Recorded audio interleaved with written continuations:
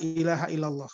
Wa qala Rasulullah sallallahu alaihi wasallam, man mata wa huwa ya'lamu annahu la ilaha illallah dakhalal jannah. Alhamdulillah, pujian itu hanya untuk Allah Subhanahu wa taala. Kita memuji Allah Subhanahu wa taala, kemudian kita mohon pertolongan kepada Allah Subhanahu wa taala. Pagi hari ini kita diberi kesempatan oleh Allah Subhanahu wa taala untuk belajar ilmu biologi molekular ya untuk farmasi. Nah, pada kesempatan kali ini saya akan membawakan mengenai teknologi DNA rekombinan dan aplikasinya ya. Perkenalkan juga, nama saya Sazil Mustafa, saya pengajar kalian di sini ya. Sejak tahun 2009 di Unila mengajar. Fokus saya di bidang biokimia, biologi molekuler, dan fisiologi. Ya, terus selanjutnya. Next slide. Jadi pada kuliah kali ini kita akan membahas tentang pendahuluan mengenai DNA rekombinan. Kemudian kita akan memahami definisi dari DNA rekombinan itu sendiri apa, kemudian bagaimana cara membuat DNA rekombinannya, ya, kemudian bagaimana cara kerja dari DNA rekombinan itu, kemudian kegunaannya apa, kemudian alat dan teknologi yang diperlukan apa saja, kemudian tahapan teknologinya dan pengaplikasian teknologi DNA rekombinan. Ya, oke, next selanjutnya.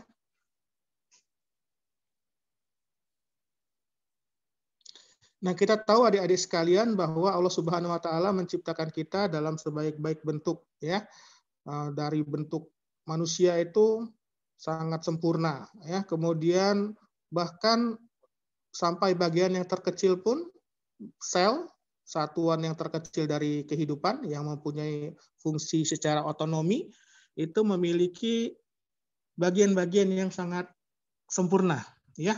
Nah, jadi ada yang bertugas sebagai struktur dan fungsional, misalkan protein. Nah, jadi protein itu adalah senyawa ya yang merupakan senyawa yang menjalankan struktur dan fungsi ya. Baik itu dia memberi bentuk tubuh, kemudian berfungsi sebagai enzim, sebagai lain-lain seperti itu. Kemudian glukosa. Glukosa itu adalah bahan sebagai sumber energi ya, terutama ya. Tapi juga bisa digunakan sebagai bahan aksesoris tambahan. Misalkan dia akan dibentuk menjadi glikoprotein yang berfungsi sebagai tanda pengenalan bagi sel tertentu ya. Kemudian lipid. Nah, lipid ini bagian yang sangat penting ya karena dia merupakan bagian dari membran sel yang menjaga keutuhan sel. Kemudian dia juga menjadi pintu keluar masuk, mana yang boleh masuk, mana yang boleh keluar, itu lipid, lipoprotein. Nah, kemudian yang tak kalah penting adalah DNA. Nah, jadi DNA ini adalah penjaga informasi, ya. Jadi kita meneruskan informasi ke keturunan, ya. Kemudian dalam fungsi untuk mencetak protein, membentuk protein, ini kita membutuhkan DNA, adik-adik sekalian. Ya, jadi DNA ini ibarat buku catatannya, ya, buku catatan yang menyimpan media informasi. Nah, DNA ini atau deoksinukleotida ini, ya, asam deoksinukleotida, ya, nah, ini adalah struktur yang mampu menjaga atau meneruskan informasi genetik, ya. Terdiri dari gula, adanya gula deoksiribosa, kemudian ada fosfat yang ini yang menyusun DNA itu, fosfat ini bermuatan negatif ya, sehingga DNA ini nanti akan bermuatan negatif juga. Nah, kemudian basa nitrogen ya, ada adenin, timin, guanin dan sitosin. Ini pada DNA ya. Kalau RNA yang timin diganti dengan urasil. Nah, basa nitrogen ini yang akan menghubungkan antara DNA untai yang satu dengan untai yang lain, sehingga dia akan menjadi double stranded atau dua untai ya. Nah, dia akan saling berinteraksi. Adenin dengan timin dia berinteraksi dengan dua ikatan hidrogen, kemudian guanin dengan sitosin dia berinteraksi dengan 3 ikatan hidrogen, sehingga DNA ini akan berbentuk double stranded ya. Nah, DNA ini penting karena dari DNA inilah dia akan disalin informasi genetik, ya, baik itu yang akan diteruskan ke keturunan maupun yang digunakan untuk membentuk suatu protein. Ya, protein nanti bisa digunakan untuk membentuk struktur tubuh atau sebagai fungsional, bersifat sebagai enzim misalkan, ya. Nah, prosesnya adalah DNA ini akan ditranskripsikan atau disalin, ya, transkrip itu disalin, ya, menjadi molekul RNA, ya, messenger, ya.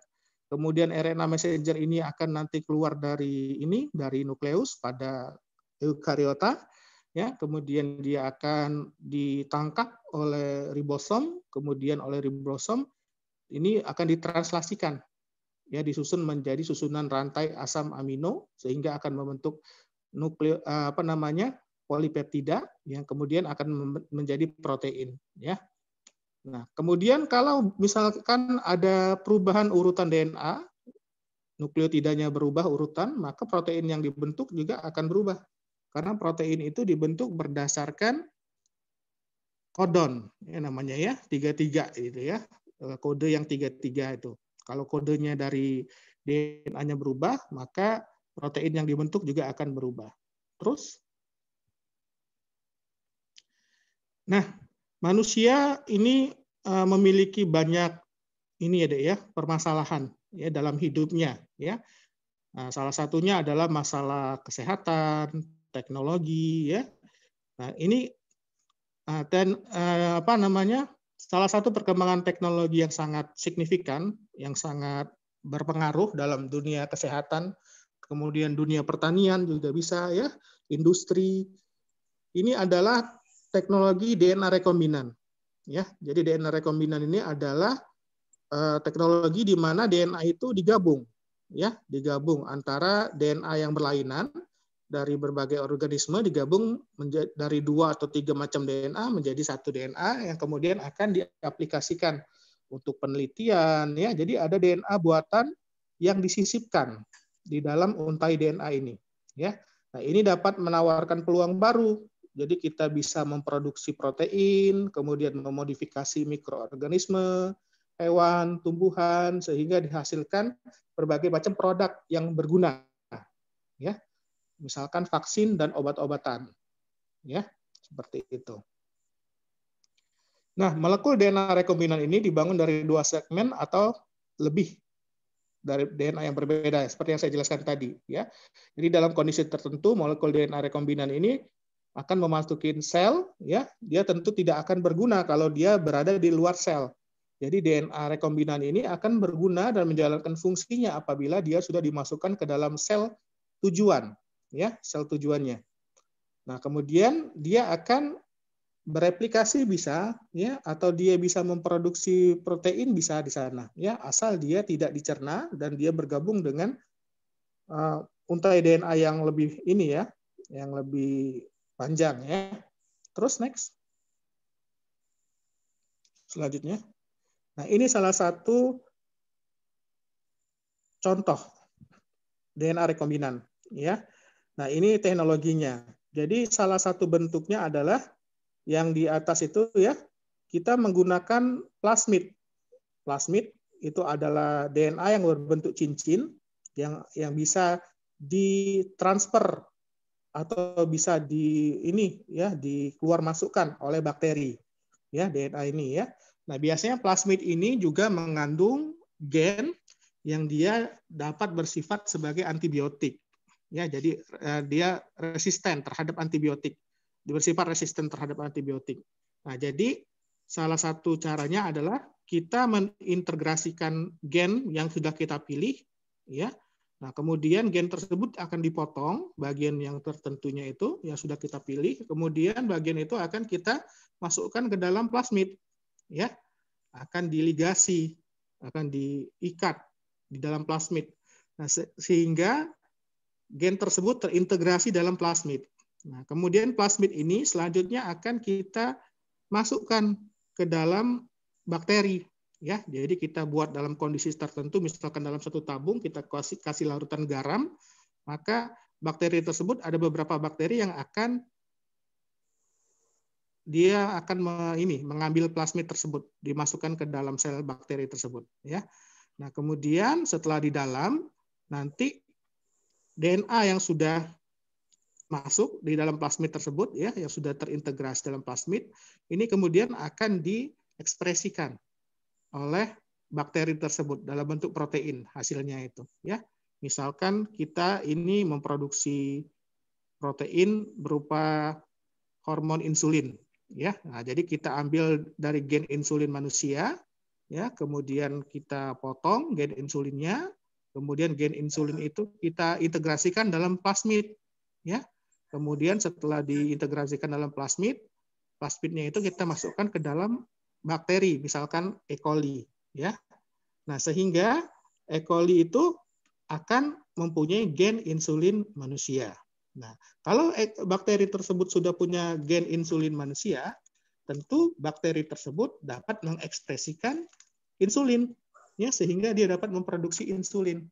Nah, kemudian bakteri yang memproduksi insulin inilah yang kemudian akan kita kembangbiakkan sehingga kita akan menghasilkan protein berupa hormon insulin, ya. Hormon insulinnya bisa kita gunakan untuk pengobatan diabetes mellitus. Seperti itu, ya. Terus next.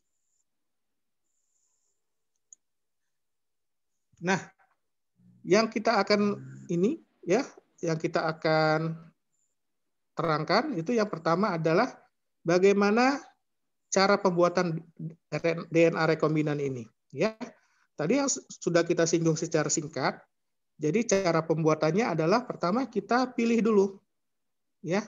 Kita memilih gen mana yang harus kita ambil, ya. Misalkan kalau kita mau memproduksi insulin, tentu gen insulin ini ada di kromosom nomor berapa dari manusia, ya. Gen insulin manusia diambil.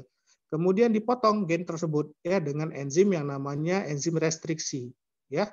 Nah, kemudian potongan tersebut kita integrasikan dengan plasmid. Jadi plasmidnya itu juga dipotong, ya. Kemudian digabungkan gennya itu, gen insulin manusia digabungkan dengan plasmid, ya. Nah, kemudian dia akan menjadi plasmid yang rekombinan namanya, ya, atau DNA rekombinan. Nah, kemudian dia akan ditransformasikan, ya, akan dimasukkan ke dalam suatu bakteri bisa, atau ditransformasikan ke dalam sel lain bisa, ya, atau ditransformasikan di dalam embrio bisa kalau kita mau membuat hewan rekayasa genetik seperti itu, ya. Nah, kemudian setelah dia masuk ke dalam sel yang sudah kita tuju tersebut, ya, baru dia akan diekspresikan oleh sel tersebut, ya. Jadi ada fase namanya introduksi, kemudian ada transformasi, ya. Terus, nah, transformasi ini ada dua langkah, ya. Yang pertama kita memilih dulu potongan DNA yang dimasukkan ke dalam vektor yang mana.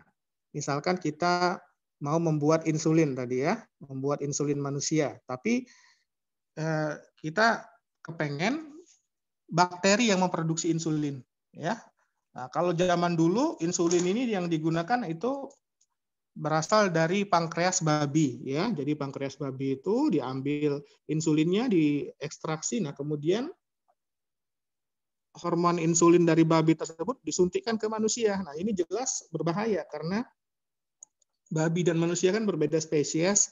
Nah, bisa jadi hormon insulin babi itu menimbulkan reaksi alergi pada tubuh manusia. Nah, makanya kita memilih insulin manusia atau humulin, ya, human insulin. Nah, kita pilih DNA mana yang mengandung gen dari insulin, ya, manusia. Kita ambil dari kromosom berapa gitu, misalkan kromosom 13, ya, diambil. Nah, kemudian dipotong. Nah, dengan menggunakan enzim restriksi, ya. Nah, enzim restriksi tersebut, nah, kemudian dia akan kita gabungkan, ya, dengan yang namanya plasmid bakteri, ya. Nah, kemudian akan disisipkan ke dalam plasmid bakteri tersebut, ya. Kemudian potongan plasmid dan potongan DNA manusia yang sudah tersambung tersebut itu kemudian akan kita masukkan ke sel host atau sel inang, misalkan bakteri E. coli. ya. Sehingga bakteri E. coli ini yang sudah menelan plasmid, yang sudah kita masukkan gen insulin tersebut, dia akan mempunyai gen insulin di dalam tubuhnya, ya. Sehingga dengan adanya gen tersebut dapat diekspresikan sehingga dia bisa menghasilkan insulin pada biakan yang tertentu, ya. Terus selanjutnya, nah kemudian yang tahap kedua adalah transformasi, ya. Jadi transformasi ini adalah proses tadi potongan DNA yang dimasukkan tadi mengandung penanda yang selektif, ya. Harus ada penandanya. Jadi nanti bakteri mana yang dia menelan atau memiliki plasmid yang sudah kita rekayasa tadi, dia itu yang kita pilih, ya. Nah, biasanya penanda selektifnya itu berupa antibiotik, ya. Jadi plasmid yang kita pilih itu mengandung gen yang resisten terhadap antibiotik tertentu. Nah, sehingga apabila bakteri yang menelan plasmid tadi dia ada ya di dalam suatu biakan yang diberikan antibiotik, maka dia akan bertahan hidup. Nah, sedangkan bakteri yang tidak memiliki plasmid atau tidak menelan plasmid yang sudah kita introduksikan tadi, maka dia akan mati. Ya, sehingga hanya bakteri yang menelan plasmid yang sudah kita rekayasa tersebut itu yang hidup di dalam biakan tersebut. Nah, kemudian bakteri yang hidup ini kemudian akan dikembangbiakkan lebih lanjut ya dengan media yang baik. Terus ada juga itu transformasi yang bersifat non bakterial ya. Jadi tidak menggunakan bakteri seperti E. coli. Jadi kita itu langsung menyuntikkan ya DNA rekombinan tadi langsung disuntikkan ke inti sel yang sedang ditransformasikan ya. Nah, misalkan kita mau membuat tikus yang kita rekayasa genetik. Jadi tikus tersebut misalkan kita mau membuat tikus yang berpendar ya. Jadi memiliki fluorescence di rambutnya atau di bulunya ya. Nah, jadi kita pilih itu DNA dari hewan laut yang berpendar, ya seperti ubur-ubur atau apa gitu ya.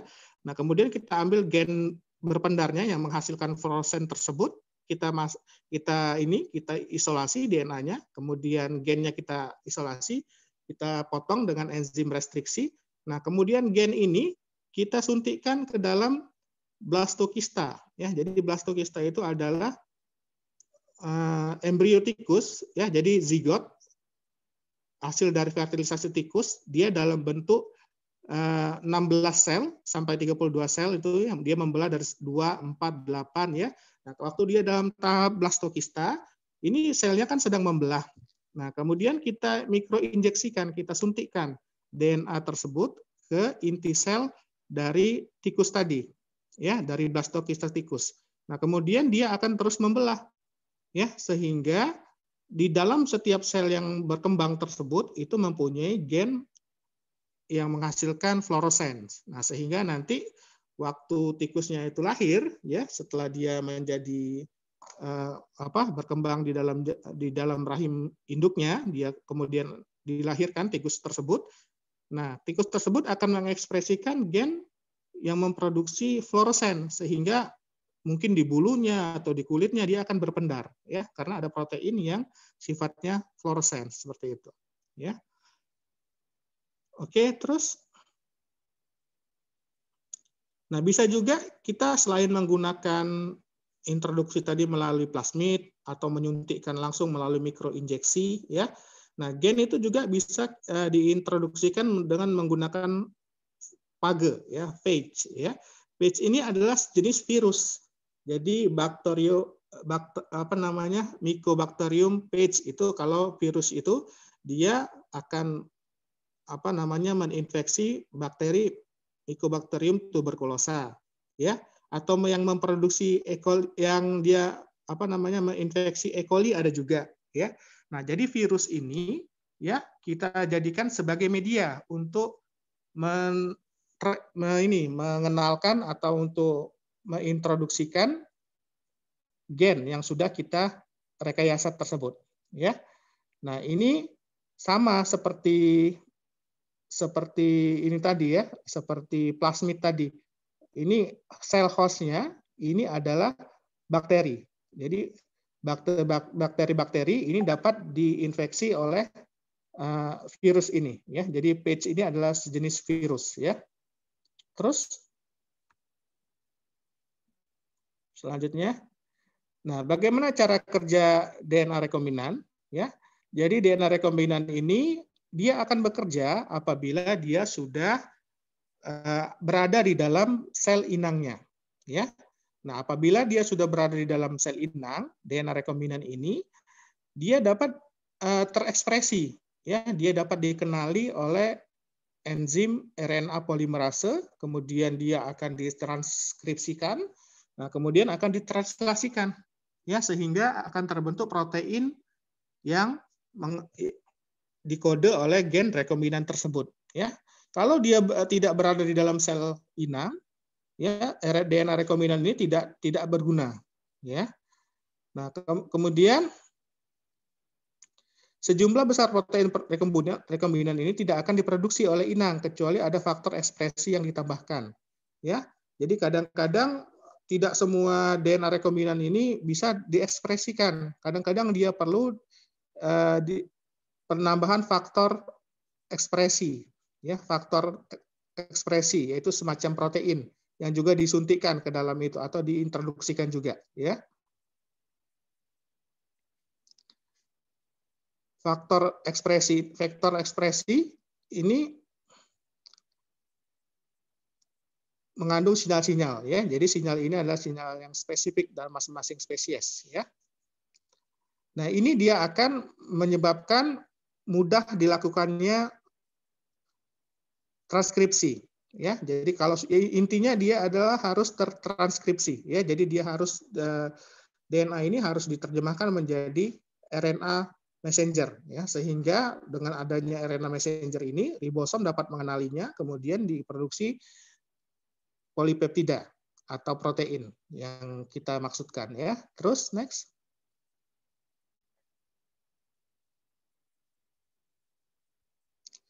Nah, ekspresi dari vektor ini bersifat spesifik ya. Jadi ekspresi dari vektor ini bersifat spesifik. Nah, jadi misalkan sinyal di E. coli hanya memahami sinyal E. coli saja, jadi tidak memahami sinyal spesies lain ya. Nah, kemudian apabila ditemukan gen yang mengandung sinyal yang mengandung terminator bagian sel inang bakteri, ini akan menyebabkan penghentian prematur ya, pembentukan RNA messenger dan pembentukan protein rekombinan. Jadi kalau ada faktor-faktor atau protein-protein yang sifatnya mengandung sinyal terminator ya, nah dia akan menyebabkan tidak terbentuknya protein rekombinan yang kita maksudkan ya, tidak terbentuk sempurna atau bisa terdegradasi dia. Terus nah, kegunaan rekombinan DNA ini tadi bisa kita gunakan untuk vaksin rekombinan. Misalkan kita ingin membuat vaksin hepatitis ya. Jadi hepatitis itu adalah penyakit peradangan hati yang disebabkan oleh virus hepatitis. Ya, yang paling berbahaya itu hepatitis B, hepatitis C itu paling berbahaya karena dia sifatnya dapat bersifat menahun dan mampu menimbulkan komplikasi berupa sirosis hepatis atau hepatoma ya. Nah, dalam pembuatan vaksin rekombinan ini ya, kita menggunakan bakteri-bakteri yang sudah kita masukkan DNA rekombinan ya. Sehingga bakteri tersebut akan memproduksi antibodi bisa ya, atau dia bisa memproduksi antigen. Ya, bisa memproduksi antigen yang mirip dengan virus hepatitis tetapi tidak berbahaya. Ya.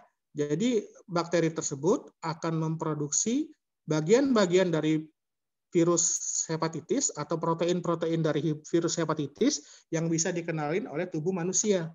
Ya, oleh sistem imun tubuh manusia untuk kemudian dia akan disuntikkan ke manusia. Ya, jadi kita ini vaksin rekombinan ini berisi antigen-antigen ya, atau bagian-bagian protein tertentu dari virus Jadi bukan seluruh virusnya itu yang dimasukkan ke manusia, ya, tapi cuma bagian-bagian dari virus yang bisa dikenali oleh tubuh manusia, sehingga tubuh manusia ini nanti akan memproduksi antibodi terhadap virus hepatitis B, ya.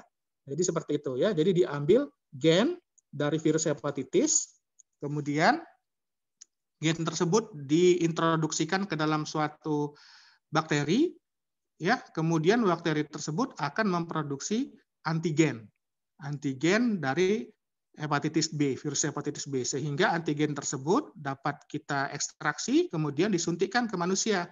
Ya, jadi yang disuntikkan ke manusia itu bukan virus hepatitis B-nya, bukan, tetapi hanya antigennya saja. Jadi bagian tertentu dari virus hepatitis B yang tidak berbahaya bagi manusia.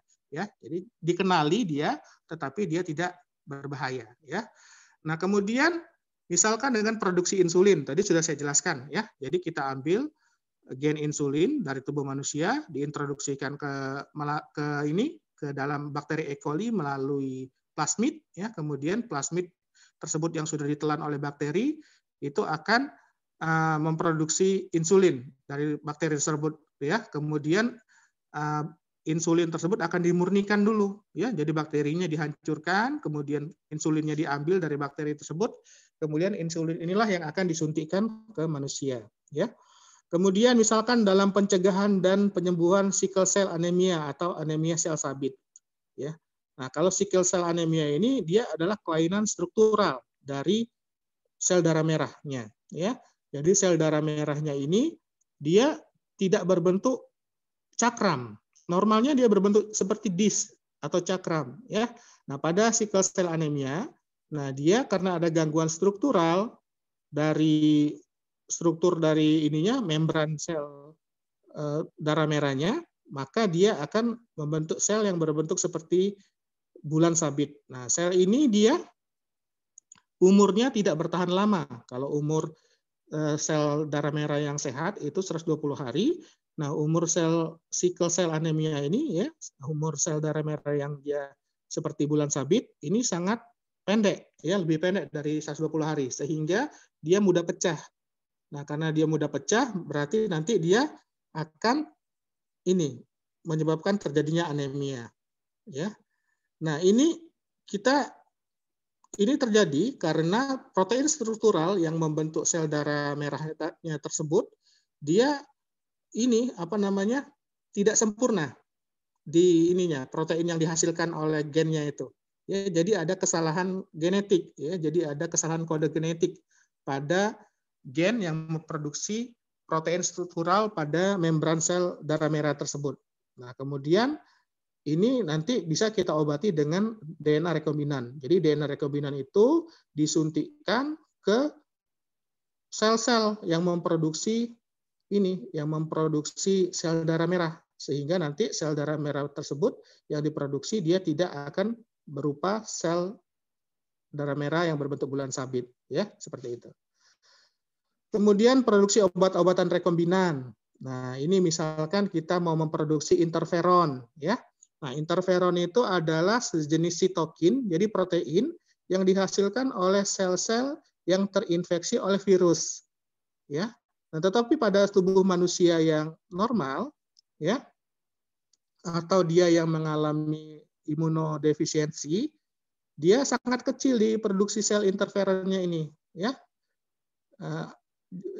Protein interferonnya ini sangat kecil diproduksi. Jadi sama seperti memproduksi insulin tadi, tetapi dia yang diambil adalah gen yang mengkode dari interferon, ya. Jadi dimasukkan bakteri juga sama, dimasukkan ke dalam bakteri, kemudian bakterinya nanti akan memproduksi interferon yang diproduksi dari bakteri itu akan dimurnikan, ya. Kemudian baru interferonnya tersebut bisa digunakan untuk pengobatan.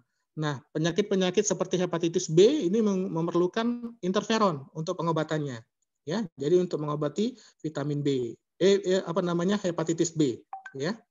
Jadi untuk mengobati hepatitis B ini perlu interferon, ya. Kemudian pencegahan dan penyembuhan penyakit fibrokistik, ya. Jadi fibrokistik ini adalah kelainan genetik juga, ya, sama tadi. Jadi kita ambil gen ya yang rusaknya itu di kromosom berapa yang menyebabkan kelainan fibrokistik ini, kemudian ini akan disuntikkan ke dalam sel ya yang mengalami gangguan fibrokistik.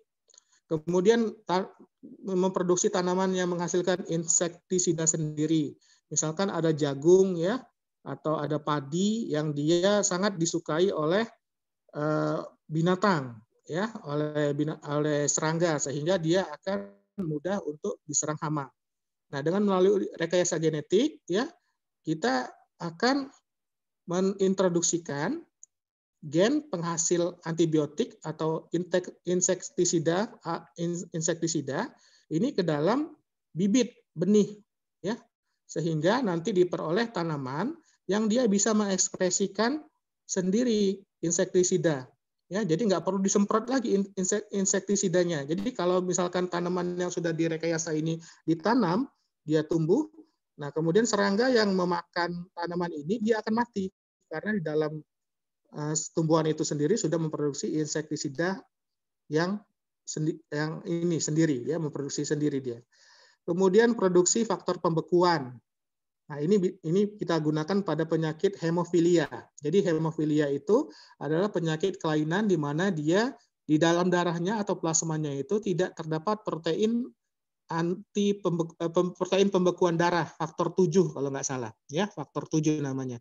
Nah, faktor 7 ini dia diproduksi oleh hati ya, oleh hati manusia. Nah, sehingga pada orang-orang yang mempunyai kelainan genetik pada gen yang memproduksi faktor 7 protein pembekuan darah ini, nah dia tidak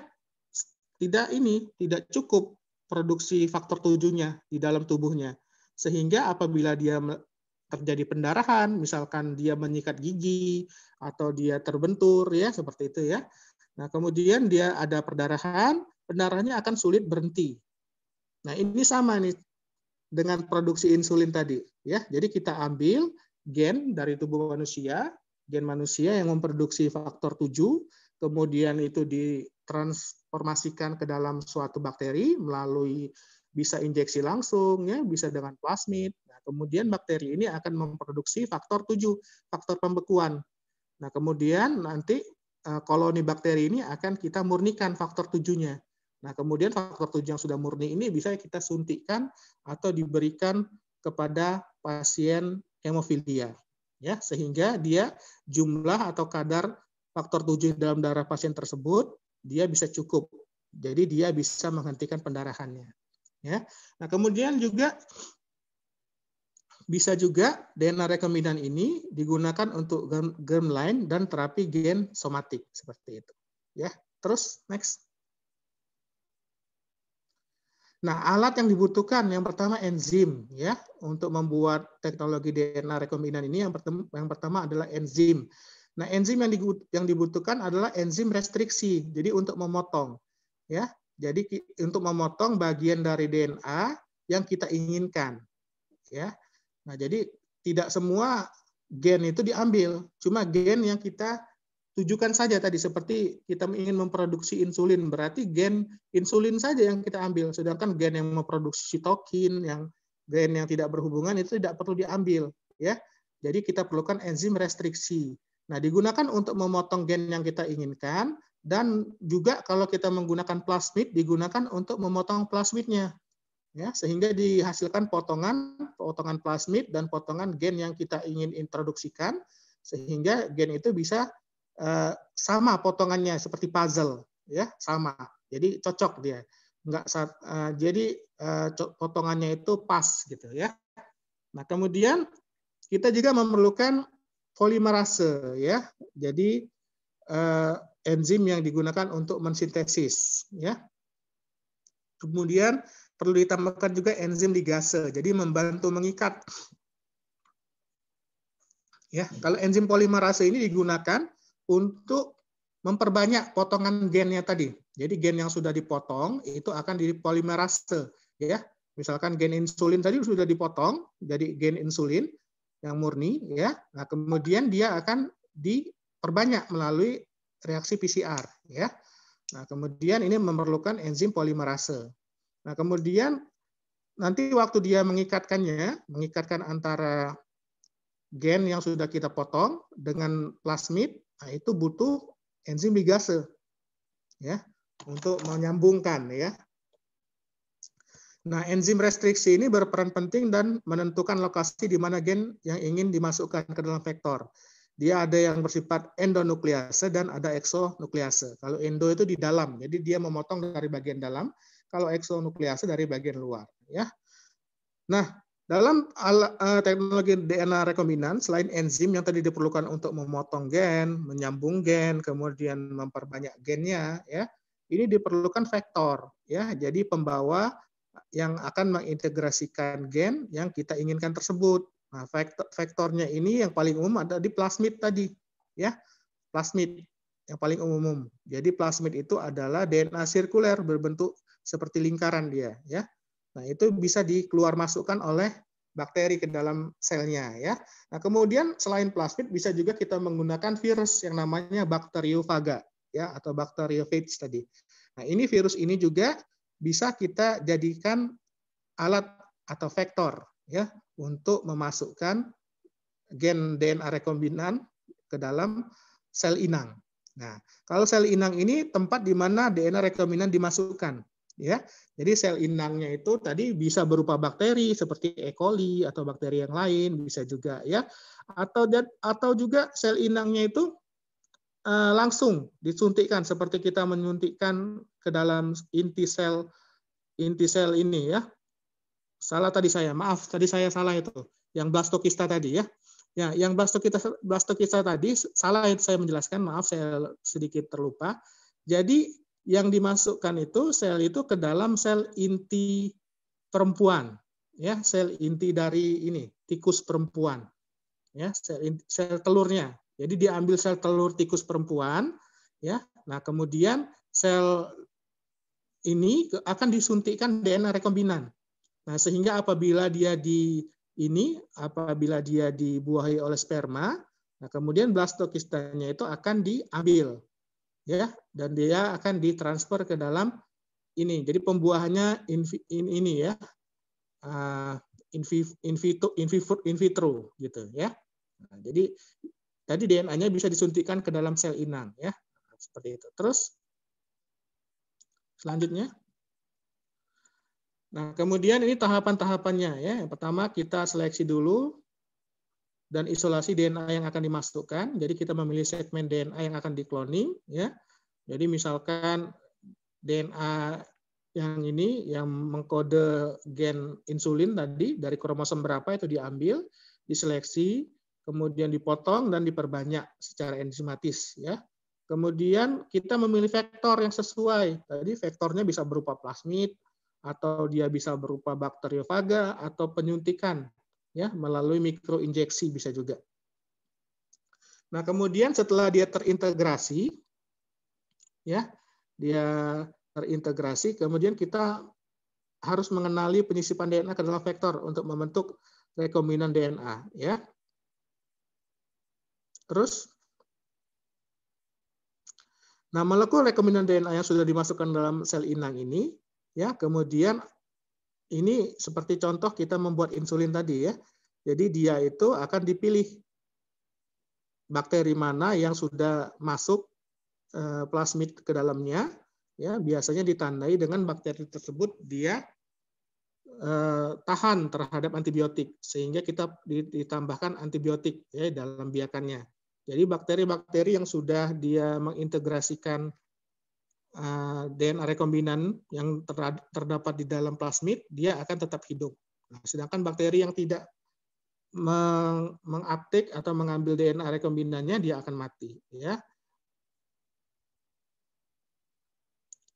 Terus selanjutnya. Nah, ini yang seperti saya jelaskan tadi ya. Yang pertama kita memilih dulu ya fragmen DNA yang akan kita integrasikan, kemudian kita pilih vektornya, tadi bisa berupa plasmid seperti yang digambar ini, plasmid namanya. DNA berbentuk sirkuler ya, atau bakteriofaga juga bisa, atau mikroinjeksi juga bisa ya. Nah, kemudian vektornya ini dia akan akan diintegrasikan, disambung seperti yang di atas itu ya. Jadi yang hitam itu adalah fragmen DNA yang sudah kita potong, yang sudah kita pilih, kita integrasikan, disambung, dia akan dipotong oleh enzim restriksi tadi, ya. Nah, kemudian dia akan disambung oleh enzim ligase tadi namanya, ya. Nah, kemudian selanjutnya DNA rekombinan, molekul DNA rekombinan itu yang di kanan atas itu yang bulat ada hitamnya itu, ya. Nah, itu adalah molekul DNA rekombinan berupa plasmid yang sudah disisipi oleh gen. Nah, kemudian plasmid ini kita introduksikan atau ditransport ke dalam sel host yang berupa bakteri. Ya, bakterinya bisa macam-macam, E. coli atau bakteri apa saja, sehingga dia akan masuk ke dalam sel bakteri. Ya, molekul dari DNA rekombinan ini akan masuk ke dalam sel bakteri. Nah, kemudian akan terjadi multiplikasi, ya, perbanyakan molekul DNA rekombinan, ya. Nah, kemudian dia akan membelah juga, ya, dia akan terus membelah. Nah, kemudian ini akan membentuk suatu klon, ya, atau sekelompok bakteri yang mengandung DNA rekombinan tadi, ya. Nah, ini biasanya kita bakteri-bakteri yang tidak mengandung DNA rekombinan, dia tidak akan tahan dengan antibiotik, ya, sehingga dengan kita memberikan antibiotik, bakteri-bakteri yang mengandung DNA rekombinan ini akan mati. Nah, sedangkan yang tidak mengandung DNA rekombinan ini akan mati, ya, sedangkan yang dia berhasil mengandung DNA rekombinan ini dia akan tetap hidup. Nah, bakteri yang hidup inilah yang nanti akan terus dikembangkan dan dibiakkan, ya. Jadi kalau sudah dapat bibitnya ini satu, ya, ini aja yang terus dibiakkan terus, dipropagasi terus, dibiakkan terus, ya. Jadi bibitnya cuma satu, jadi cuma sekali kadang-kadang dia prosesnya ini, kecuali bibitnya ini mati semua, jadi tidak bisa memproduksi anakan bakteri. Nah, kemudian bakteri-bakteri yang berkembang biak inilah yang bisa kita ekstraksi, ya, protein atau polipeptida yang dihasilkannya yang kita inginkan tadi, karena dia sudah mengandung DNA rekombinan yang sudah kita sisipkan, ya. Terus selanjutnya,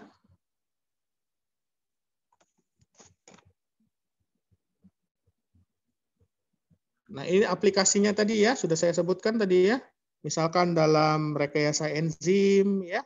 Jadi misalkan kita mau memproduksi enzim Tag polimerase gitu, ya. Nah, enzim tag polimerase ini adalah enzim yang digunakan dalam PCR, ya. Nah, enzim ini kan diekstraksi dari bakteri yang ada di kawah gunung berapi, susah itu. Suhunya 72 derajat. Nah, ini cara yang mudah adalah kita merekayasa genetik. Jadi kita ambil gen dari bakteri yang ada di gunung berapi tersebut, ya. Kita transformasikan gennya ke dalam bakteri lain, sehingga bakteri yang lain itu yang sudah punya gen bakteri yang dari gunung berapi tadi yang menghasilkan tag polimerase, dia bisa menghasilkan tag polimerase juga. Jadi nggak perlu tiap hari kita ke gunung berapi ngambil bakteri tag polimerasenya itu, ya. Nah, kemudian terapi genetik tadi, ya, pada penyakit-penyakit genetik ini bisa, ya. Kemudian untuk memproduksi hormon seperti insulin, kalsitonin, ya, kemudian growth hormon pertumbuhan, ya. Jadi tidak perlu kita mengambil dari babi atau dari sapi, ya. Kita ambil ininya yang memproduksi growth hormon itu di ini, ya, di hipofisis, ya, hipofisis anteriornya nggak perlu kita ngambil dari sapi atau dari babi. Cukup kita ambil gen yang dari manusia yang memproduksi ini growth hormone, kemudian diintroduksikan, dimasukkan ke dalam bakteri sehingga bakteri itu menghasilkan hormon-hormon, ya. Kemudian aplikasi dalam ilmu forensik. Nah, ini nanti ada yang namanya teknologi DNA fingerprinting, ya. Jadi DNA tersebut ini bisa dibuat rekombinannya, ya. Bisa dipotong, kemudian digabungkan, ya, seperti itu. Kemudian memproduksi vaksin tadi. Nah, tadi kita memproduksi vaksin ini yang bersifat antigenik, ya, vaksinnya, ya. Jadi virus misalkan coronavirus sekarang, ya. Coronavirus ini dia dikenali oleh tubuh kita pada bagian apa gitu. Bagian spike-nya atau bagian kapsulnya atau bagian apanya gitu ya. Nah, jadi kita ambil gen dari virus corona yang dia mengekspresikan protein S-nya atau spike-nya atau protein C kapsulnya gitu. Ya, jadi tidak usah kita mengintroduksikan coronavirus pada tubuh kita sendiri untuk kita kebal, tapi cukup kita buat ya, kita buat protein atau antigen yang bisa dikenali oleh tubuh kita. Ya, misalkan yang protein S-nya atau protein C-nya ya seperti itu ya. Nah, kemudian diperbanyak, kemudian kita suntikkan kepada ini manusia ya. Jadi sel-sel imunitas tubuh kita sudah mengenali, oh ini antigen C gitu, oh, sudah kenal ya, tanpa kita harus memasukkan seluruh virusnya ya. Kemudian produksi antibodi juga bisa, ini digunakan untuk penelitian ya, seperti ELISA. Ini antibodi ini digunakan seperti ini ya, dengan teknik DNA rekombinan. Jadi ada yang namanya sel hibridoma nanti ya. Hibridoma itu kita gabungkan antara sel yang sifatnya dia ini membelah terus-menerus dengan DNA rekombinan yang sudah kita sisipkan ya. Jadi dia itu selnya nggak mati-mati ya, terus-menerus, biasanya sel kanker gitu ya, tapi dia memproduksi antibodi. Jadi kita biarkan saja tinggal. Jadi selnya terus membelah, terus memproduksi antibodi. Kemudian biosintesis interferon, tadi sudah tahu ya, interferon itu adalah sitokin yang berguna untuk untuk mempercepat penyembuhan infeksi virus. Ya, jadi bisa digunakan untuk pengobatan hepatitis B. Kemudian bisa juga untuk pencegahan dan diagnosis penyakit. Ya, teknologi DNA rekombinan ini kita bisa mendiagnosis, kemudian mencegah penyakit seperti itu, bisa melalui aplikasi teknologi ini ya. Terus next selanjutnya. Nah, mungkin agak sedikit menjelimet kuliahnya ya, tapi saya harap kalian mengerti ya. Mungkin ada pertanyaan, silakan yang mau bertanya. Izin bertanya Pak, Dok. Namanya? Perkenalkan, nama saya Puan Raisa Lenka dengan NPM 201808143. Panggilannya siapa? Panggilannya Puan, Dok. Puan, oke. Silakan. Iya. Jadi Dok, kan bakteri E. coli itu bisa buat nyembuhin penyakit diabetes. Cuman yang saya bingungkan itu sebenarnya bakteri E. coli ini ada efek sampingnya gitu nggak sih Dok untuk manusia gitu Dok? Ya, terima kasih ya, Puan. Ya. Terima kasih, Dok. Jadi yang kita suntikkan itu bukan bakterinya Puan ya, tapi insulin yang diproduksi oleh E. coli. Tadi kan kita kan sudah ini kita udah pilih gen insulin manusia itu pada kromosom berapa ya. Nah, kemudian gen itu tersebut nanti kita akan potong. Nah, kemudian potongan gen tersebut kita gabungkan dengan plasmid ya, plasmid itu DNA yang berbentuk seperti cincin tadi yang ada di gambarnya tadi itu ya. Nah, kemudian akan dipotong dan disambungkan dengan gen insulin.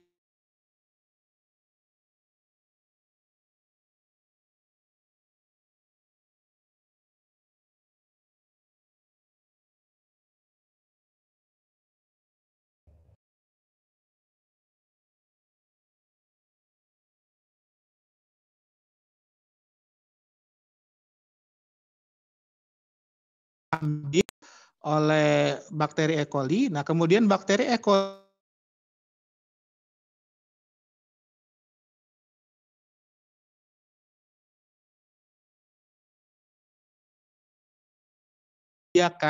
media yang mengandung antibiotik. Nah, di dalam plasmid tadi itu ada gen, dalam plasmid DNA rekombinan tadi itu ada gen yang bersifat resisten terhadap antibiotik. Ya, sehingga bakteri E. coli yang dia mengambil plasmid tadi, menelan plasmid tadi, dia tidak akan mati di dalam media yang mengandung antibiotik. Ya. Nah, kemudian bakteri yang tetap hidup inilah yang akan dikembangbiakkan. Jadi dibiarkan terus, dikasih media yang baik, dikasih makanan, dikasih suhu ya, dikasih CO2 yang baik gitu. Nah, kemudian dia akan berkembang.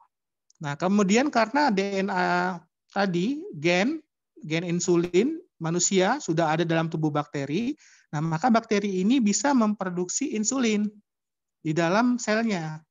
Nah, kemudian dia akan membentuk koloni kan bakteri itu kan. Nah, koloni ini kemudian akan diambil, kemudian diekstraksi insulinnya saja yang diambil dari koloninya ini.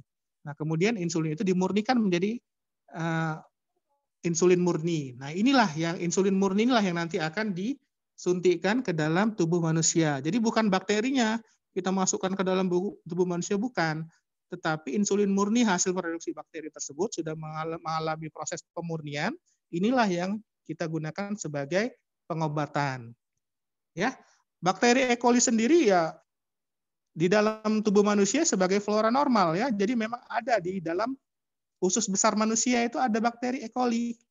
Nah, tetapi populasinya terbatas ya. Nah, kalau dia populasinya berlebihan, E. coli ini dapat menyebabkan gangguan ya seperti diare ya, kemudian peradangan usus dan lain-lain seperti itu. Bagaimana Puan? Jadi dok, untuk insulinnya sendiri kira-kira ada nggak efek sampingnya gitu dok? Insulin itu kan digunakan untuk menurunkan kadar glukosa, ya. Jadi indikasi penggunaan insulin adalah orang yang kadar glukosa darahnya tinggi. Insulin tidak boleh diberikan pada orang yang kadar gulanya normal atau rendah, ya. Nah, kalau dia disuntikkan kepada orang yang normal insulin itu, maka dia akan memasukkan semua glukosa dalam sel sehingga kadar glukosa dalam darah turun. Bisa jadi hipoglikemia. Nah, hipoglikemia ini berbahaya karena bisa menurunkan kesadaran bahkan menyebabkan kematian, ya. Jadi insulin itu hanya diberikan kepada pasien-pasien diabetes mellitus, ya. Dan ini adalah pengobatan terbaik sebenarnya insulin ini karena dia langsung mengobati, ya. Karena dia langsung menjawab solusinya, ya. Solusinya itu langsung terjawab pada pasien diabetes mellitus. Dia insulinnya tidak bagus yang dihasilkan tubuh dia, ya. Dia resisten insulinnya. Jadi insulinnya dengan insulin dia sendiri tidak bisa membuka pintu untuk memasukkan glukosa ke dalam sel tubuhnya. Akibatnya glukosanya tinggi di dalam darah. Nah, makanya perlu tambahan insulin, kadarnya perlu ditambah insulinnya. Jadi ibarat pintu ya, satu orang nggak bisa membuka, perlu 2-3 orang untuk membuka pintu itu. Nah, makanya diperlukan penambahan dosis insulin dari luar. Sehingga dengan meningkatnya kadar insulin, maka glukosa darahnya akan turun. Seperti itu, Puan. Ya dok, makasih banyak dok. Ya, sama-sama. Mudah-mudahan menjawab ya. Ada lagi adik yang mau bertanya? Silakan, Dek. Dokter, izin bertanya, dokter. Izin bertanya, dokter. Ya, namanya siapa? Dokter. Namanya Nadia, dokter. Nadia, silakan. Nadia Wida Mawaddah. Silakan, Nadia. Izin bertanya, dokter. Ya, baik, dokter. Kenapa ya, dokter? Kita harus menggunakan vektor. Kenapa tidak langsung menggunakan DNA yang diinginkan saja, tanpa harus dipotong langsung dimasukkan ke sel inang? Apakah kalau tanpa vektor tidak akan bekerja gitu, dokter? Terima kasih. Ya, sama-sama. Ya, guna vektor itu adalah pembawa ya, Dek ya. Ya, siapa tadi namanya Nadia ya? Nah, jadi Nadia, vektor itu adalah pembawa, ya. Kalau misalkan DNA-nya itu langsung kita suntikkan saja tanpa adanya vektor, nah bisa jadi dia langsung digesti atau langsung dicerna, ya, oleh enzim-enzim di dalam tubuh sel host, ya. Jadi DNA itu kan sifatnya dia benda asing, jadi langsung dicerna. Ya, jadi dia langsung dicerna menjadi nukleotida. Tetapi dengan adanya vektor, ya, dia lebih stabil. Ya, kalau DNA-nya saja itu kan dia kan tidak stabil. Ya, kalau DNA saja dia tidak akan stabil, tetapi dengan penggunaan plasmid, maka dia akan lebih stabil dan lebih mudah untuk beradaptasi di dalam tubuh host.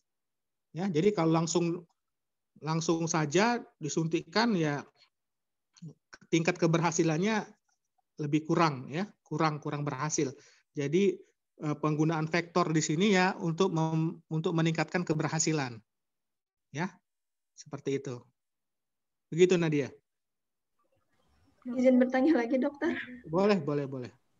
Lalu bagaimana ya, dokter, cara kita memilih vektor yang tepat untuk DNA yang kita inginkan gitu? Ya, bagus sekali. Ya, kalau kita itu tergantung sel hostnya, vektornya itu, ya, tergantung sel hostnya. Kalau dia sel hostnya berupa bakteri, ya, yang tepat adalah penggunaan plasmid atau penggunaan faga, bakteriofaga. Bakteriofaga kan virus. Nah, virus itu kan bisa membawa DNA rekombinan kita itu masuk ke dalam tubuh bakteri.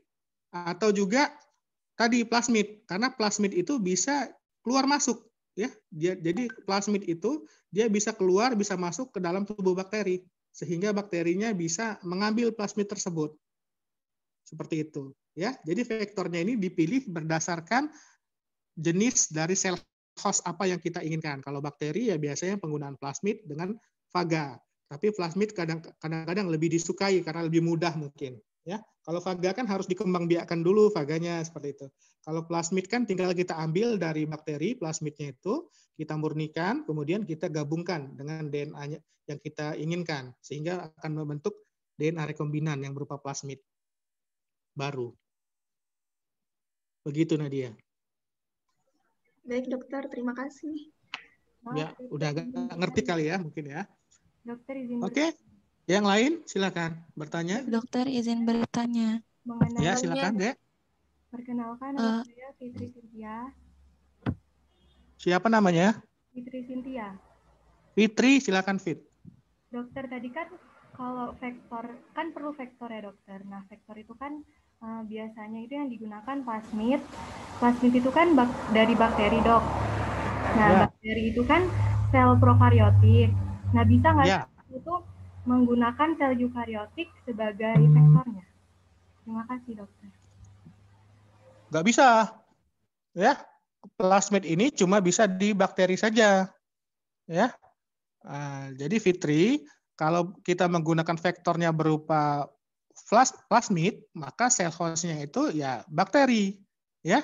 Nah kalau sel eukariota kita langsung ini menggunakan virus bisa, ya virus. Jadi virus yang menginfeksi sel bisa juga langsung dengan diinjeksikan. DNA rekombinan yang sudah kita buat kita injeksikan ke dalam selnya langsung bisa. Kalau sel eukariot kan dia ini langsung disuntikkan ke dalam intinya tapi ya inti sel. Karena letak DNA ini dia harus di inti sel, ya. Karena kalau dia di plasma dia akan didegradasi. Nah, begitu juga tadi ya, ini sekaligus menjawab tadi. Jadi kalau dia tidak ada vektor itu akan sulit karena dia bisa didegradasi langsung ya. Nah, jadi ini harus diinjeksikan kalau dia di dalam sel yang eukariota diinjeksikan langsung dalam nukleus. Contohnya tadi untuk membuat tikus yang kita rekayasa genetik ya. Jadi inti sel dari ovum itu kita suntik. Waktu dia ovulasi itu kan diambil ovumnya. Nah, ovumnya itu intinya itu kita suntik dengan DNA rekombinan. Nah, kemudian nanti dia akan bergabung langsung ke dalam nukleus ovumnya tadi. Ya, dia akan bergabung dengan DNA ya, dengan DNA ovum tersebut. Nah, kemudian dia akan dibuahi oleh sperma yang dari luar, ya. Sperma tikus juga. Nah, sehingga dia akan membentuk individu yang sudah terdapat DNA rekombinan di dalam individu tersebut. Seperti itu. Begitu, Fit. Izin bertanya, Dok. Dokter Ya? izin bertanya. Namanya? Izin memperkenalkan Fitri tadi gimana? diri. Fitri jelas belum loh, Fit? Fitri udah jelas belum? Jelas dokter, terima kasih. Jelas ya. Oke. Silakan yang selanjutnya. Izin bertanya, dokter. Namanya? Sebelumnya, dokter, apakah suara saya terdengar? Wah, jelas sekali. Namanya siapa? Ya, izin memperkenalkan diri, dokter. Nama saya Sekar Rahmasari Ratna Ciptaningrum dengan NPM 2018031031. Silakan Sekar. Izin bertanya, dokter, jika kita sedang melakukan teknologi DNA rekombinan tersebut, lalu kita sudah melakukan pemilihan vektor. Namun ketika sedang penyisipan DNA, ternyata vektor tersebut tidak berjalan dengan baik, apakah bisa kita melakukan faktor-faktor lain agar vektor tersebut bisa menjadi stabil, atau kita harus mengganti vektor yang lain ya dokter? Terima kasih sebelumnya. Ya, bagus sekali Sekar ya pertanyaannya ya. Nah, jadi vektornya ini cuma ini ya, dia untuk memasukkan saja ya sebagai media saja ya.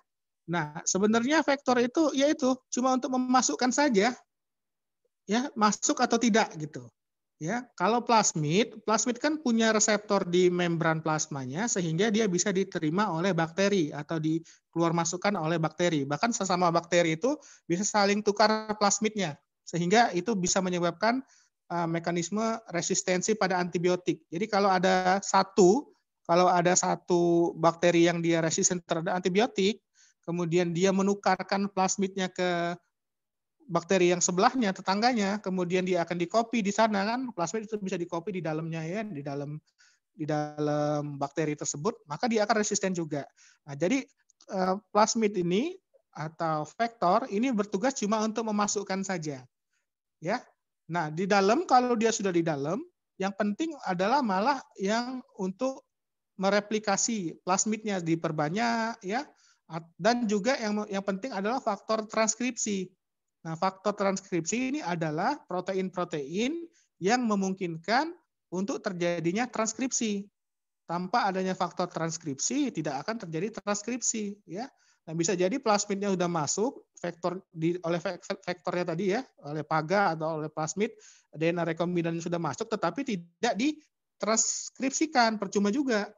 Nah, yang penting malah dia adalah faktor transkripsi. Nah, jadi kadang-kadang perlu ditambahkan faktor transkripsi ke dalam bakteri tersebut sehingga dia akan mudah untuk memproduksi peptida atau protein yang kita inginkan. Seperti itu, Sekar. Baik, terima kasih dokter. Jelas, Sekar? Jelas, dokter. Oke, alhamdulillah kalau gitu. Silakan yang lain, sangat menarik kuliah ini ya. Izin bertanya, dokter. Namanya siapa? Namanya siapa nama? Nama saya Gina Nur Alifa, dokter. Ya, dengan silakan NPM Gina. 2018. Oke. Saya ingin bertanya, dokter, mengenai terapi gen somatis. Ya. Kalau yang saya baca dari beberapa artikel itu bisa bertujuan untuk menyembuhkan cacat genetik. Apakah itu bisa dilakukan terhadap penderita Down syndrome atau sindrom yang lain yang mengalami mutasi pada gennya, dokter? Ya, baik. Terima kasih pertanyaannya. Tadi siapa namanya, Dek? Gina, dokter. Gina, oke, Gina ya. Nah, kalau Down syndrome itu berbeda, Dek. Down syndrome itu adalah trisomi ya. Jadi dia kromosomnya itu ada triple, 3. Trisomi 21 rasanya. Jadi kromosom 21-nya itu pada orang normal dia cuma 2. Ya. Cuma 2. Jadi kromosomnya itu kromosom 21. Kromosom kita ini kan ada ini ya, ada 46 kromosom kan ya. Nah, yang 44 itu ini namanya autosom ya. Kemudian yang 2 itu kromosom seks. Nah, pada Down syndrome dia kromosom nomor 21 yang mestinya cuma 2, dia jumlahnya 3 berlebih. Nah, sehingga gen-gennya juga berlebih dan protein-protein yang dihasilkan juga berlebih. Nah, kelebihannya itu akan menyebabkan suatu sindrom yang namanya sindrom Down ya. Dia pola pikirnya dia ini ya tidak berkembang dengan baik, IQ-nya di bawah rata-rata, kemudian ada masalah pada jantung, kemudian penampakan fisiknya juga lebih mundur daripada orang yang normal ya. Jadi kalau sudah kena ini sindrom Down nggak bisa diobati, Dek. Udah dari sananya. Nah, ini walaupun dengan rekayasa genetik bagaimanapun ya tidak bisa, tetapi bisa dicegah ya. Tapi bisa dicegah ya. Nah, pencegahannya bagaimana? Ya, misalkan dengan menghindari faktor resiko faktor resiko mempunyai anak sindrom Down misalkan ya. Karena sifatnya yang penyakit genetik ya bisa kita hindari. Jadi pilih pasangan yang jauh dari kerabat ya. Jangan menikah dengan yang dekat-dekat. Paling yang jauh-jauh ya. Jangan sepupuan misalkan ya, tapi boleh sih sepupu sebenarnya menikah, tetapi lebih baik kita mencari jodoh atau mencari pasangan yang jauh ya, karena kemungkinan penyakit keturunan itu lebih sedikit kalau kerabatannya jauh antar pasangan tersebut ya. Kemudian sindrom Down ini biasanya pada misalkan perokok ya, Nah, pasangannya merokok, nah itu bisa kena sindrom Down juga ya. Kemudian umur ya, umur tua biasanya dia dilahirkan anak-anak terakhir biasanya sindrom Down ini ya. Nah, kemudian itu makanya perlu dibatasi kelahiran atau seperti apa seperti itu. Ya, ini lebih kepada perempuannya gitu ya. Seperti itu. Siapa tadi namanya? Halo? Gina, Dok. Gina, oh ya Gina. Jadi melalui rekayasa genetik sindrom Down ini nggak bisa diobati Gina. Jadi sudah suratan takdir, ya nggak bisa kita mengubahnya. Sindrom Down nggak bisa diobati. Baik dokter, terima kasih dokter. Ya sama-sama. Ada lagi mau tanya? Izin bertanya dokter. Tanya dokter. Namanya siapa? Fitri Nurhidayah. Izin Ya, Fitri. Fitri Nurhidayah, Dok. Silakan Fit. Izin bertanya, Dok. Ya. Mengenai waktu nanya itu, Dok. Izin bertanya waktu kerja insulin tuh berapa ya, Dok? Sama apakah ada kayak efek samping ketika memakai insulin pada manusia? Ya. Terima kasih, Dokter. Ya, sama-sama. Jadi insulin itu adalah hormon ya yang mempunyai reseptor pada permukaan sel, terutama sel-sel yang berada di otot rangka ya, di otot rangka insulin itu ya. Nah, jadi insulin ini sebagaimana hormon, dia mempunyai waktu paruh ya. Jadi hormon itu juga mempunyai waktu atau umur ya. Umurnya ya nggak berapa lama, paling 30 menit atau 40 menit gitu ya efeknya itu ya. Nah, itu dia akan segera dicerna oleh enzim-enzim yang mencerna protein atau protease namanya. Sebab kalau hormon sudah berikatan dengan reseptornya, dia tidak segera tidak segera dihambat atau dicerna, maka dia efeknya akan terus-menerus ya, seperti itu. Jadi hormon itu juga akan dicerna karena kalau hormonnya dia berupa peptida seperti insulin dicerna oleh protease namanya dan jelas mempunyai umur atau waktu paruh dia. Misalkan kita suntik 100 unit. Nah, dalam waktu 30 menit dia akan turun jadi 50 unit. Kemudian 1 jam lagi jadi 25 unit. Ya, seperti itu. Ya, makanya ada dosisnya penyuntikan insulin itu. Ya. Dia sebelum makan 1 jam kalau nggak salah disuntik. Ya, dosisnya juga harus pas. Ya, nggak boleh dia itu pakai dosis yang fix. Jadi disuntik pakai pena ya, pakai pena cetek itu. Nah, itu 1 atau 2 suntikan itu maksimal. Nggak boleh 4 atau 5 suntikan. Nanti bisa terjadi hipoglikemia, bahaya. Jadi penurunan kadar glukosa yang sangat drastis. Nah, kalau kadar glukosa darah itu di bawah 60 itu bisa menyebabkan kematian, kehilangan kesadaran bahkan kematian. Seperti itu, Fit. Baik, Dok. Terima kasih. Ada lagi pertanyaan? Izin bertanya, dokter. Dok. Ya, Izin mungkin bertanya. satu lagi pertanyaan ya, karena Saya, Dok. sudah mau habis ini. Satu lagi aja lah ya, kita batasin ya. Oke, silakan. Namanya siapa? Izin perkenalkan diri, Dok. Nama saya Jazaul Fariha Al-Hanif. Dipanggil siapa? Jazaul, Dok. Jazaul. Ya, silakan, Ul. Nah, ini kan tadi ada kegunaan DNA rekombinan ya, Dok. Ya. Di situ ada produksi tanaman yang menghasilkan insektisida sendiri. Nah, ya. Tanaman yang terkena insektisida ini kan tidak baik ya, Dok, apabila dikonsumsi oleh manusia, Dok. Apabila tanaman yang menghasilkan insektisida sendiri ini baik nggak, Dok? Aman nggak gitu, Dok, dikonsumsi manusia, Dok? Ya. Oke. Ya, itu namanya GMO ya, genetic modified organism ya, rasanya ya. GMO itu singkatan itu. Jadi ada tanaman-tanaman yang dia lebih tahan terhadap hama ya. Yang namanya insektisida, dia itu ya hanya meracuni serangga saja ya. Sedangkan untuk manusia dia tidak beracun ya. Jadi masih dalam kadar yang sangat rendah itu.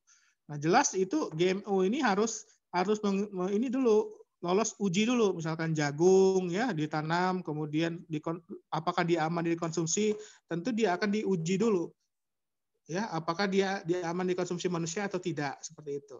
Nah, jadi GMO ini tujuannya adalah kita menciptakan tanaman yang dia tahan terhadap hama, ya, kemudian rasanya lebih manis, mungkin buahnya lebih besar, atau tanamannya itu pokoknya dia lebih dari sifat alamiahnya, tetapi tidak berbahaya untuk dikonsumsi manusia.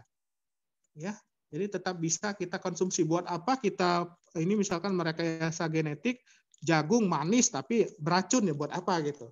Nah, beracunnya itu cuma untuk serangkanya saja. Jadi dia dalam kadar yang sangat kecil dihasilkan, sehingga untuk serangga yang ukurannya kan serangga kan kecil, itu beracun untuk serangga, tetapi untuk manusia yang badannya besar nggak beracun.